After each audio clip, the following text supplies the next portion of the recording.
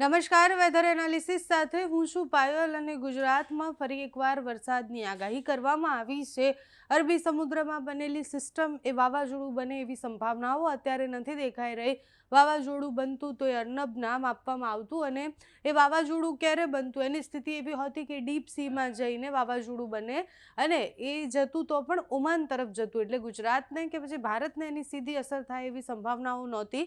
અત્યારે એ સિસ્ટમ ધીરે ધીરે મજબૂત થઈ છે અને ટ્રફ જે ખેંચાઈને દરિયાકાંઠા તરફ આવ્યા છે, દરિયાકાંઠા તરફ નજીકમાં બનતી સિસ્ટમો એટલી જલ્દી મજબૂત નથી થતી અને એ આગાહીકારો પણ કહી રહ્યા છે, હવામાન નિષ્ણાંતે પણ કોઈ આગાહી નથી કરી કે વાવાઝોડું બની રહ્યું છે. અત્યારે તો વેઇટ એન્ડ વોચ પર છીએ આપણે કે એ જો વાવાઝોડું બને છે તો પણ ઓમાન તરફ જશે, એટલે એની સ્થિતિ આપણને સીધી અસર કરે એવી નથી. આપણે જેમ વાત કરી હતી કે અરબી સમુદ્રના ડીપ સીમાં જઈને જો વધારે મજબૂત બને છે સિસ્ટમ તો પછી એ વાવાઝોડું બની શકે છે. અત્યારે જે એના ટ્રફ ખેંચાઈને ગુજરાત તરફ આવી રહ્યા છે, દક્ષિણના દરિયાકાંઠાથી જે મહારાષ્ટ્ર તરફથી ટ્રફ ખેંચાઈને ઉપરની તરફ આવી રહ્યા છે, એના કારણે અનેક વિસ્તારોમાં વરસાદ પડે તેવી સંભાવના છે. એટલે તમે જુઓ કે દક્ષિણ ગુજરાતના અનેક વિસ્તારોમાં છૂટોછવાયો વરસાદ પડે તેવી આગાહી છે.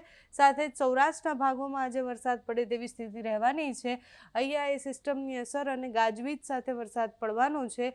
દક્ષિણ ગુજરાતના જેટલા પણ નીચેના પ્રદેશ એટલે વલસાડ, વાપી, ડાંગ, આહવા આ બધા વિસ્તારોમાં વરસાદ પડશે. મહારાષ્ટ્રથી ટ્રફ ખેંચાઈને આવ્યો છે, સાથે જ દરિયાકાંઠાના વિસ્તારમાં વરસાદ પડશે.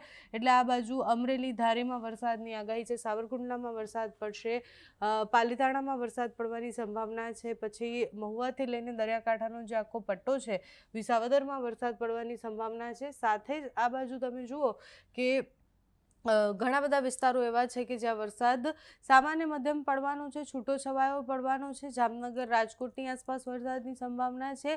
દરિયાકાંઠાના વિસ્તારો પાસે વરસાદની સંભાવના છે, એટલે દેવભૂમિ દ્વારકામાં વરસાદ પડી શકે છે. પોરબંદરમાં પણ વરસાદ પડે તેવી સંભાવના છે, એટલે સૌરાષ્ટ્રના દરિયાકાંઠાના વિસ્તારોમાં વરસાદ પડે.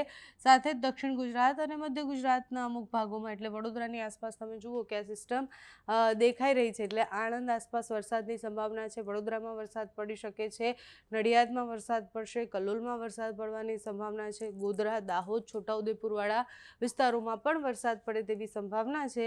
એટલે ગુજરાતમાં આજે સાંજ સુધીમાં અનેક વિસ્તારોમાં ગાજવીજ સાથે કડાકા ભડાકા સાથે વરસાદ પડે તેવી આગાહી કરવામાં આવી છે અને વિંડીમાં પણ એવું જ દેખાઈ રહ્યું છે. હવામાન વિભાગે જે આગાહી કરી છે એમાં દક્ષિણના ભાગો અને દરિયાકાંઠાના વિસ્તારોમાં એલર્ટ આપેલું જ છે.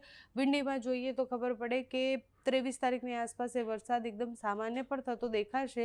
સાંજ સુધીમાં ઘણા બધા વિસ્તારોને અસર કરશે. સૌરાષ્ટ્રના દરિયાકાંઠાના વિસ્તારોને એ ખૂબ વધારે અસર કરે તેવી સંભાવના છે.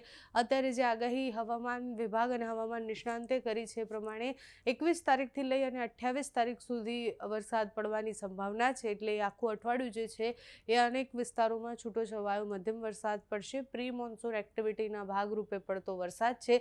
અરબી સમુદ્ર અને બંગાળની ખાડીમાં બનેલી સિસ્ટમોની અસર છે. વેસ્ટર્ન ડિસ્ટર્બન્સની સિસ્ટમ પણ સતત પસાર થઈ રહી છે, એટલે બદલાતા વાતાવરણમાં ગુજરાતમાં પ્રી મોન્સૂન એક્ટિવિટી શરૂ થઈ ગઈ છે. 26 મેની આસપાસ વિધિવત રીતના કેરળથી ચોમાસું જે છે આપણું એ પ્રવેશી જશે અને જ્યારે ચોમાસું પ્રવેશશે ધીરે ધીરે મહારાષ્ટ્ર, કોકણના દરિયાકાંઠાથી આગળ વધી અને પછી ગુજરાતમાં પ્રવેશે એવી સંભાવના છે. એટલે વહેલા પ્રવેશે એવી સંભાવનાઓ એટલે ઓછી છે કારણ કે જે મહારાષ્ટ્ર હોય છે ત્યાં મહારાષ્ટ્ર સુધી ચોમાસું પહોંચે અને પછી ત્યાં એ મોન્સૂન બ્રેક આવે અને પછી અમુક દિવસ પછી ચોમાસું ગુજરાતમાં વિધિવત રીતના પ્રવેશતું હોય છે. એટલે મહારાષ્ટ્રમાં ચોમાસું પહોંચે એના પછી કેટલા દિવસનું મોન્સૂન બ્રેક છે, કેટલા સમય પછી વિધિવત રીતના ગુજરાતમાં ચોમાસું પહોંચે છે, સંભવિત રીતના તો જે તારીખો છે એ તારીખોમાં જ પ્રવેશી જાય એવી સંભાવનાઓ છે. એનાથી 1-2 દિવસ વહેલા પણ પ્રવેશી શકે છે. પણ અત્યારે તો કેરળમાં ચોમાસું ક્યારે પ્રારંભ થાય છે અને ક્યારે શરૂ થાય છે એના ઉપર બધો આધાર છે. અત્યારે તો પ્રી મોન્સૂન એક્ટિવિટીના વરસાદ પડવાના છે. તમારે ત્યાં આજે કેવું વાતાવરણ છે અમને કમેન્ટ્સમાં જણાવજો. અત્યારે આ વિડીયોમાં બસ આટલું. જો તમે અમને યુટ્યુબ પર જોઈ રહ્યા હોય તો સબસ્ક્રાઈબ કરજો, ફેસબુક પર જોઈ રહ્યા તો ફોલો કરજો, અમારા વિડીયોને લાઈક અને શેર કરજો.